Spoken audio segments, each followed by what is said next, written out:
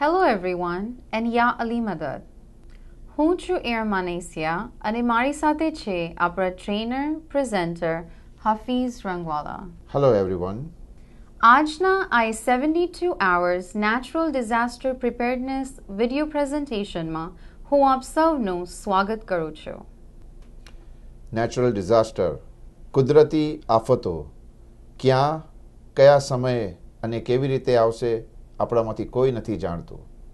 આ natural disasters આપણા ઘરોને, આપણી ફેમિલીને, આપણી જાનમાલને, આપણા કારોબારને ઘણું જ ગંભીર નુકસાન પહોંચાડી શકે છે.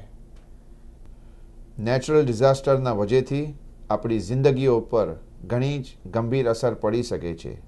માટે એ ઘણું જરૂરી છે કે આપણે સૌ આની પૂરતી જાણકારી પ્રાપ્ત કરીએ અને સલામતીની પૂરી તૈયારીઓ કરીએ. આ વિડિયો પ્રેઝન્ટેશનનો હેતુ એ છે કે આપણે સૌ, ખાસ કરીને આપણા સિનિયર્સ, આપણા બુઝુર્ગો નેચરલ ડિઝાસ્ટરને સમજે અને પૂરી તૈયારી કરી શકે. જ્યારે કુદરતી આફતો આવે છે ત્યારે ઘણી જ ગંભીર પરિસ્થિતિનો સામનો કરવા પડે છે. આ કુદરતી આફતો આપણા ઘરોને, આપણા નેબરહુડને, આપણા આખા શહેરને અથવા આપણા આખા સ્ટેટને અસર કરી શકે છે. ક્યાં કયા સમયે આવશે આપણામાંથી કોઈ નથી જાણતું. આવા ઇમરજન્સીના વખતમાં મદદ મળવી મુશ્કેલ જ નહીં પરંતુ અશક્ય થઈ શકે છે.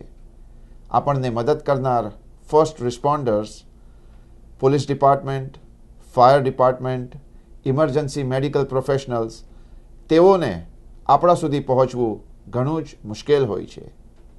આવા સમયમાં આપણે પોતે જ આપણી અને આપણી ફેમિલીની જાન અને માલની સલામતીના જિમ્મેદાર છે. માટે એ ઘણું જરૂરી છે કે આપણે પૂરી તૈયારી કરીએ. આ વિડિયો પ્રેઝન્ટેશનનો મકસદ છે 72 hours નેચરલ ડિઝાસ્ટર પ્રિપેર્ડનેસ. પહેલાં 72 કલાક ઘણા જ અગત્યના હોય છે. જ્યાં સુધી બહારથી મદદ નથી મળી શકતી તે 72 કલાકમાં આપણે આપણી સલામતી અને સર્વાઈવલ માટે આપણને શું કરવું જોઈએ અને શું ન કરવું જોઈએ એ જાણી એ હિસાબથી આપણને પ્લાનિંગ અને પૂરતી તૈયાર કરવી જરૂરી છે. એક્સપર્ટ્સ કહે છે કે જે લોકો પહેલેથી પ્લાનિંગ કરે છે અને પહેલેથી તૈયારી કરે છે તેઓ આસાનીથી બચી જાય છે, પણ જેઓ નથી કરતા તેઓ અક્સર આ આફતોનો શિકાર થાય છે. હાફિઝભાઈ, આપણને આપણી જાતને તૈયાર કરવા સૌ પ્રથમ ક્યાંથી શરૂઆત કરવી જોઈએ? ઇરમ, દુનિયાના અલગ અલગ હિસ્સાઓમાં અલગ અલગ ડિઝાસ્ટરો અસર કરે છે. સૌ પ્રથમ એ જાણવું ઘણું જ જરૂરી છે કે આપણે જ્યાં રહીએ છીએ ત્યાં કયા ડિઝાસ્ટરો આપણને અસર કરશે. જો ડિઝાસ્ટરો ઘણા પ્રકારના છે, જેવા કે અર્થક્વેક, ધરતીકંપ, હરિકેન્સ, ટોર્નેડો, સુનામી છે, વાઇલ્ડ ફાયર છે, વિન્ટર સ્ટોર્મ્સ છે, ફ્લડ છે. આમાંથી કયા ડિઝાસ્ટરો આપણને અસર કરે એ જાણવું ઘણું જરૂરી છે. તો આ જાણકારી આપણને ક્યાંથી મળી શકે છે? ઇરમ, આ જાણકારી આપણને ઘણી બધી જગાઓથી મળી શકે છે. સૌપ્રથમ ઇન્ટરનેટ, ઓનલાઈન પર આ બધી જાણકારી મોજૂદ છે. આ ઇન્ફોર્મેશન તમને તમારા લોકલ ફાયર ડિપાર્ટમેન્ટથી, તમારી કાઉન્ટી પાસેથી, તમારા સ્ટેટ પાસેથી મળી શકે છે. તમે ચાહો તો આ જાણકારી ફોકસની DMT રિજનલ અથવા લોકલ ટીમથી બી હાંસલ કરી શકો છો. હવે એકવાર આપણે જાણી લીધું છે કે કયા ડિઝાસ્ટર આપણને અસર કરે છે, તો આ પછી આપણને શું વિચારવું જોઈએ, શું પ્લાનિંગ કરવી જોઈએ? ઘણા બધા સવાલો છે અને ઘણા બધા સંજોગો છે. દરેકે દરેક સંજોગોને ધ્યાનમાં રાખી અને પ્લાનિંગ કરવી જોઈએ. પ્લાનિંગ કરતી વખતે ફેમિલીના બધા સદસ્યોને સામેલ કરવા ઘણું જરૂરી છે. બચ્ચાઓને, બુઝુર્ગોને અને ફેમિલીના દરેક સદસ્યો આ પ્લાનિંગમાં સામેલ થાય એ અત્યંત જરૂરી છે. પ્લાનિંગ કરતી વખતે દરેક સંજોગોનો ધ્યાનમાં રાખવું એ બી અત્યંત જરૂરી છે. વિચાર કરો કે અગર ડિઝાસ્ટર આવે છે, એવા સંજોગોમાં તમે અગર ઘરે હશો તો તમે શું કરશો? અગર તમે બહાર હશો તો તમે શું કરશો? અગર તમે કામે હશો તો તમે શું કરશો? એવા સંજોગો પણ બની શકે કે કદાચ તમે કામે હો, બચ્ચા સ્કૂલોમાં હોય, બુઝુર્ગો ઘરમાં હોય, તો એવા ગંભીર સમયે પણ તમે શું પગલાં લેશો સલામતી માટે? તો હાફિઝભાઈ, મારો એક સવાલ છે. અગર ડિઝાસ્ટર વખતે ફેમિલી ઘરમાં હોય તો આપણને શું કરવું જોઈએ? એવા સંજોગો બને કે ડિઝાસ્ટર આવે છે અને ફેમિલી ઘરમાં છે તો શું કરવું જોઈએ? સૌ પ્રથમ જ્યારે તમે પ્લાનિંગ કરવા બેસો ત્યારે ઘરના દરેક મેમ્બર્સની જરૂરતને ધ્યાનમાં રાખી અને પ્લાનિંગ કરવી જરૂરી છે. ખાસ કરીને નાના બચ્ચાઓ, બુઝુર્ગો, ઘરમાં કોઈ બીમાર છે અથવા કોઈ ઘરમાં ફિઝિકલી ચેલેન્જ છે, એમની જરૂરતોને ધ્યાનમાં રાખી અને પ્લાનિંગ કરવી જરૂરી છે. ફાઇન્ડ આઉટ કરો કે તમારા ઘરમાં એવો કયો રૂમ છે, એવી કઈ જગ્યા છે યા એવો કયો કોનો છે કે જે તમને આ આફતોના સમયે સુરક્ષિત રાખે. તો પ્લાનિંગ કરવા સમયે એ નક્કી કરવું જોઈએ કે ફેમિલી મેમ્બરો આફતોના સમયે આ કોર્નર, આ રૂમની અંદર જમા થઈ જશે પોતાની જાતને સલામત રાખવા માટે. એ ઉપરાંત પ્લાનિંગના અંદર દરેક ઘરની વ્યક્તિને ધ્યાનમાં રાખી અને પ્રિપેર કરવું જોઈએ. જો આ એક ઇમરજન્સી ચેકલિસ્ટ છે, દરેક ફેમિલી મેમ્બર્સ પાસે આની કોપી હોવી બહુ જરૂરી છે. આની અંદર એક ફેમિલી મેમ્બર્સની પૂરી વિગતો, ફૂલ ડિટેલ્સ છે. સાથે ઓલ ઇમરજન્સી નંબર, દરેક ઇમરજન્સી નંબર અહીંયા છે. પોલીસ, ફાયર, મેડિકલ, તમારા કરીબના રિશ્તેદારોના, તમારા આઉટ ઓફ સ્ટેટ રિશ્તેદારોના દરેકના નંબર છે. તે ઉપરાંત અહીંયા ઘરની ઘણી જ જરૂરી ચીજોની લિસ્ટ છે, જેવી કે તમારા ઇમ્પોર્ટન્ટ ડોક્યુમેન્ટ્સ, પ્રિસ્ક્રિપ્શનની લિસ્ટ, મેડિસિનની લિસ્ટ, ડૉક્ટર્સ, હોસ્પિટલની લિસ્ટ, દરેક ડિટેલ્સ અહીંયા સમાવેશ છે. તે ઉપરાંત આ છે તમારી ઇમરજન્સી ડિઝાસ્ટર સપ્લાયની લિસ્ટ. આના બારામાં વધુ વિગતો અમે તમને થોડી વારમાં બતાવશું. ડિઝાસ્ટરના વખતે અગર ફેમિલી મેમ્બરો ઘરની બહાર હોય, અલગ જગ્યાએ હોય તો શું કરવું જોઈએ? આવા સંજોગો ઘણા જ ગંભીર હોય છે. એ માટે તો આપણે પ્લાનિંગ કરીએ છીએ. પ્લાનિંગ કરતી વખતે પહેલેથી જ બધું નક્કી કરી લેવામાં આવે છે કે અગર આવા સંજોગો પેદા થાય કે કોઈ ફેમિલી મેમ્બર્સ કામ પર છે યા બચ્ચાઓ સ્કૂલમાં છે, બુઝુર્ગો ઘર પર છે, બધા અલગ છે, તો આપણને શું કરવાનું છે? આવા સંજોગોમાં પહેલેથી નક્કી કરેલ એક જગ્યા કે જે તમારા નેબરહુડની બહાર હોઈ શકે યા કંઈ પણ હોઈ શકે, નક્કી કરેલી જગ્યા ઉપર દરેકે ફેમિલી મેમ્બરો જમા થાય છે. એક એવી જગ્યા કે જ્યાં અલગ થયેલા મેમ્બરો એક સાથે થઈ શકે અને તે તમારી પ્લાનિંગનો હિસ્સો હોવો જોઈએ. તે ઉપરાંત આઉટ ઓફ ટાઉનમાં તમારા જે રિશ્તેદાર યા દોસ્ત હોય તેના ફોન નંબર્સ દરેક ફેમિલી મેમ્બર્સ પાસે હોવા જરૂરી છે કે તેઓ ત્યાં ફોન કરી અને પોતાની સલામતીના વિશે જાણકારી આપી શકે છે. અમુક બાબતો યાદ રાખવી ઘણી જ જરૂર છે. સૌપ્રથમ તમારા પાસે ડિઝાસ્ટર સપ્લાય કિટ હોવી ઘણી જરૂરી છે. આ ઇમરજન્સી સપ્લાય કિટ પહેલેથી સ્ટોર કરી લેવી જોઈએ, કેમ કે ડિઝાસ્ટરના સમયે તે તમને નહીં મળશે અથવા તમને લાવવાનો સમય નહીં મળે.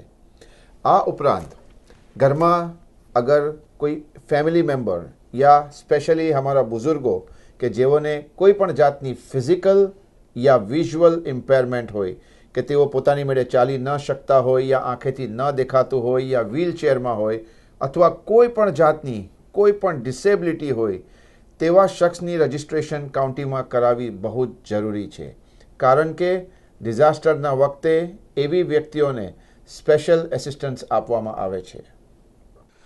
આવો હવે આપણે ઇમરજન્સી સપ્લાય કિટના બારામાં વધુ જાણકારી હાંસલ કરીએ. યાદ રાખો કે આ જે સપ્લાય કિટ છે તે તમારી પ્લાનિંગનો એક બહુ જ અગત્યનો હિસ્સો છે. અને ફરી એકવાર આ સપ્લાયસ તમારે પહેલેથી સ્ટોર કરી લેવી ઘણી જ જરૂરી છે, કારણ કે ડિઝાસ્ટરના વખતે આ સપ્લાયસ તમને નહીં મળે અથવા તો લાવવાનો સમય નહીં મળે. આવો સૌપ્રથમ પાણી ઘણું જ જરૂરી છે. ફેમિલીના એક મેમ્બર માટે દિવસમાં 1 ગેલનની જરૂર હોય છે. અગર તમારી ફેમિલીમાં 4 વ્યક્તિ છે તો તમને દિવસના 4 ગેલન અને 3 દિવસ માટે 12 ગેલનની જરૂરત છે. માર્કેટમાં તમને રેડીમેડ વોટર સપ્લાય કિટ્સ બી મળે છે. આ વોટર સ્ટોરેજ બેંક છે અને રેડીમેડ વોટરના પેકેટ્સ છે. તે ઉપરાંત ફૂડ ખાવાનું ઘણું જ ઇમ્પોર્ટન્ટ છે. નોન પેરિશેબલ આઇટમ સાથે રાખવી ઘણી જરૂરી છે કે જે વિધાઉટ કુકિંગ, વિધાઉટ હીટિંગ તમે ખાઈ શકો છો. રેડીમેડ ફૂડ, તે અલાવા આવા રેડીમેડ ફૂડ્સ માર્કેટની અંદર અવેલેબલ છે. આની શેલ્ફ લાઈફ 5-5 વર્ષની છે, 5-5 વર્ષ સુધી રહે છે કે તમે લાંબે ગાળે સુધી આને વાપરી શકો છો. અને અગર તમને બહાર ક્યાં બી ઇવેક્યુએટ કરવું પડે તો આ ફૂડ તમારા ઘણા કામ આવે છે. તે ઉપરાંત સૌથી અગત્યની વાત છે, તમારા પાસે ઇનફ બેટરીઝ હોવી જોઈએ. ડિઝાસ્ટરના વખતે ઇલેક્ટ્રિસિટી નથી હોતી અથવા ઘડી વીજળી ચાલી જાય છે. આવા સમયમાં તમારી પાસે ફ્લેશ લાઇટ એ ઘણી કામ આવશે. ફ્લેશ લાઇટ ઓપરેટ કરવા માટે તમને અલગ અલગ બેટરીઝની જરૂરત હશે, તો તે સપ્લાય રાખવી જરૂરી છે. તે ઉપરાંત આ બેટરીઝ તમારા બેટરી ઓપરેટેડ રેડિયો અને બેટરી ઓપરેટેડ ટીવી માટે બી કામ આવશે, કેમ કે ઇલેક્ટ્રિસિટી ન હોવાના કારણે તમે બહારના ન્યૂઝ નહીં જોઈ શકશો. જે પબ્લિક એડવાઇઝરી સ્ટેટ અને કાઉન્ટી આપે છે તમે નહીં સાંભળી શકશો. આ તમારા ઘણા જ મદદરૂપ થશે. તે ઉપરાંત ઘણી અલગ અલગ નાની વસ્તુઓ છે કે જે મદદરૂપ થશે. આ છે ફર્સ્ટ એડ કિટ્સ કે જે તમારા દરેક મેડિકલ માટે કામ આવે છે. આની સાથે તમારે બધી પ્રિસ્ક્રિપ્શન દવાઈ પણ હોવી ઘણી જરૂરી છે, જે તમારે પહેલેથી સ્ટોર કરી લેવી બહુ જ અગત્યની છે. આ છે તમારા રેનકોટ્સ જે તમને રેનમાં કામ આવે છે. આ અમુક યુટિલિટીની વસ્તુઓ છે, જેવી કે આ યુટિલિટી નાઇફ છે. આ છે હેન્ડ ગ્લવ્સ કે જે તમારા હાથોને સુરક્ષિત રાખે છે. ડિઝાસ્ટરના વખતમાં તૂટેલા કાચ હોય છે, બીજી ડિબ્રીઝ હોય છે કે જે તમને તમારી સલામતી માટે ખતરો થાય છે. આ ગ્લવ્સ તમારી સલામતી માટે કામ આવશે. આ છે ફેશિયલ માસ્ક. તે ઉપરાંત નાની વસ્તુઓ છે કે જે તમને બહાર અગર તમે ઇવેક્યુએટ કરીને ગયા તો આ તમારા કામ આવશે. આ છે વોટરપ્રૂફ મેચ કે જે રેનના અંદર, વરસાદમાં, ફ્લડમાં પણ કામ આવશે. આના ઉપરાંત આ છે ઇમરજન્સી સર્વાઇવલ બ્લેન્કેટ. આ છે લાઇટ સ્ટિક અને આ છે વિસલ કે જે રેસ્ક્યુના સમયે ઘણી જ કામ આવે છે. આ ઉપરાંત અગર ઘરમાં નાના બાળકો છે તો યાદ રાખજો કે બેબી ફોર્મ્યુલા, બેબી ડાયપર્સ અને બચ્ચાને લાગતી બધી ચીજો સ્ટોર કરવી ઘણી જરૂરી છે. ઘરમાં કોઈ બીમાર છે તો તેમનું મેડિકેશન, મેડિકલ ઇક્વિપમેન્ટ્સ અને આ બધી બાબતો યાદ રાખવી ઘણી જ જરૂરી છે. આ તમારી ઇમરજન્સી ચેકલિસ્ટ છે જેના અંદર એક ચીજ લિસ્ટ કરવામાં આવી છે. આના ઉપરાંત ઇમ્પોર્ટન્ટ ડોક્યુમેન્ટ્સ જેમ કે તમારા બેંક ડોક્યુમેન્ટ્સ, તમારી ઇન્સ્યોરન્સ પોલિસી યા બિઝનેસ ડોક્યુમેન્ટ, જે બી ડોક્યુમેન્ટ્સ છે એને તમારે એક વોટરપ્રૂફ કન્ટેનરમાં યા એક વોટરપ્રૂફ બેગમાં તમારી સાથે કેરી કરવું ઘણું જ જરૂરી છે. આ બધી સપ્લાયઝ, ડિઝાસ્ટર સપ્લાય તૈયાર પણ મળે છે માર્કેટમાં અને આ બધી સપ્લાયઝ એક નાની એવી બેગમાં ફિટ થાય છે. સો જ્યારે પણ તમારે ઇવેક્યુએશન કરવું પડે આ બેગ ઘણી જ આસાનીથી તમે પોતાની સાથે લઈ જઈ શકો છો. તમને આ બેગના બારામાં અગર વધારે ઇન્ફોર્મેશન જોતી હોય તો તમે લોકલ ડિઝાસ્ટર મેનેજમેન્ટ ટીમનો કોન્ટેક્ટ કરી શકો છો. તે ઉપરાંત આ બધી બાબતો, નેચરલ ડિઝાસ્ટર્સ, પોતાની પ્લાનિંગ કેવી રીતે કરવી, બહાર પ્રોગ્રામ્સ મોજૂદ છે. તેમાંથી એક ઘણું જ ઇમ્પોર્ટન્ટ પ્રોગ્રામ છે સર્ટનું, કમ્યુનિટી ઇમરજન્સી રિસ્પોન્સ ટીમ. એ પ્રોગ્રામની અંદર આપણે પોતે ટ્રેન થઈ શકીએ છીએ, આપણી ફેમિલીઝને, આપણા નેબરહુડને અને આપણી કમ્યુનિટીને ઘણી હેલ્પ કરી શકીએ છીએ.